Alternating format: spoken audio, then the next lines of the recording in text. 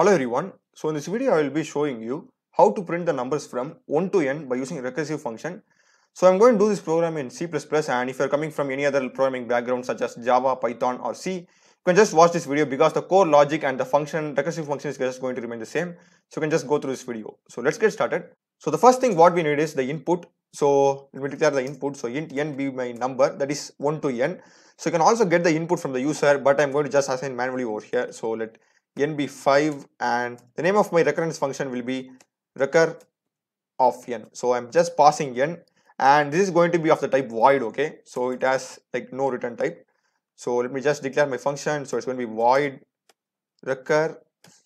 We have our int number and that's it. So this is my recurrence function. So first let me just write the code and let me just explain it to you. Okay, so it's going to be recur of number minus 1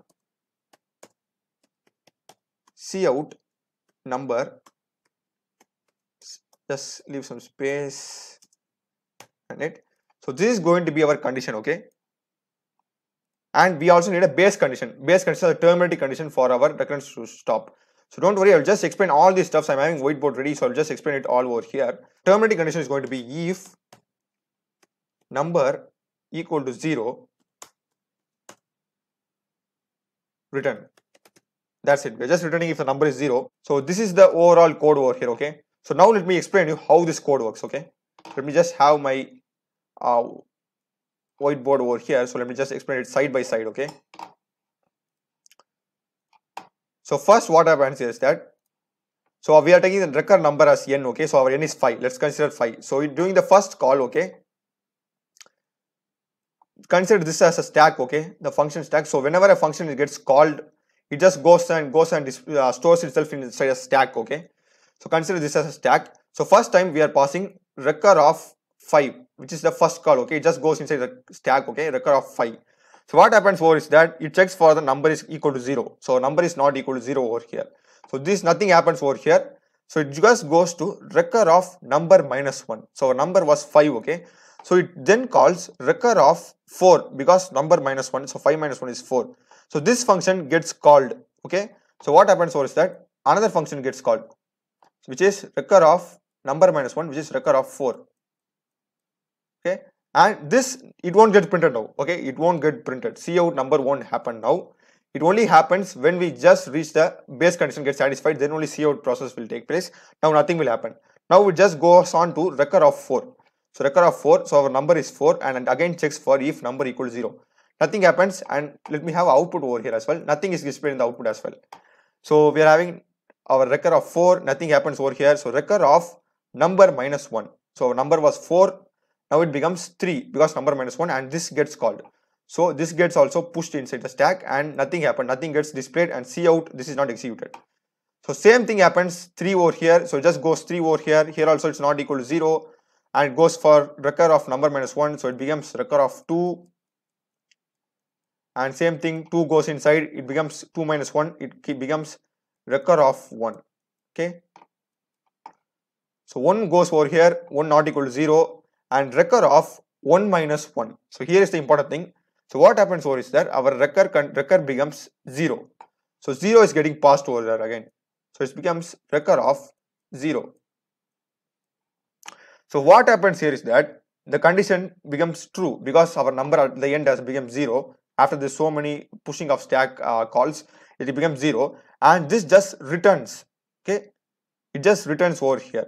So that means that this recursion call which has 0 just returns means it's just terminated. So 0 won't be printed. Okay, it just returns. So then it goes to our recurrence of 1. So we have, then it just goes to recurrence of 1. So recurrence of 1 has one step left. Okay, it has cout number. So 1 will be printed. Okay, it just goes back.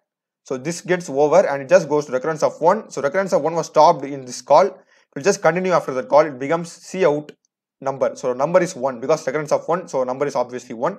So it just gets printed. And then 1 terminates. That's it. 1 has finished its work, and then it just goes to recurrence of 2. And 2 also will just pass from the recurrence this step. So it will get printed. So cout number will be printed. Our number is true. So in the output 2 will be printed. So this is over and this will again over here and it will pass from this line number 11. So 3 will be printed and same way this will get over and 4 will get over and 5 will get over and we will be getting the output as 1, 2, 3 and 4 and 5.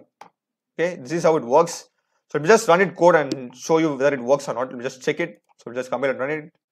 So as you can see here, I'm getting the output as 1, 2, 3, 4, 5, which is absolutely fine. So it's just really simple. It's just a number of function calls and a functional call just piled up over a stack. That's what is happening over here.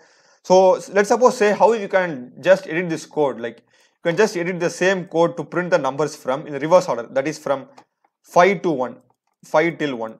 Same thing. This is just you need to just interchange two lines. So if you just go over here and just cut this line over here and if you just paste it over here, that's it. We will be getting our program to print the numbers from 5 to 1.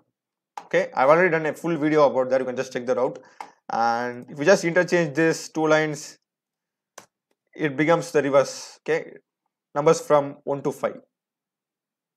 That's it. So I hope you have found this video useful. I have also done many other tutorials in SQL, C, C++, Java, Python, videos in them. So do check out the rest of my channel, subscribe and support me. Thanks for watching.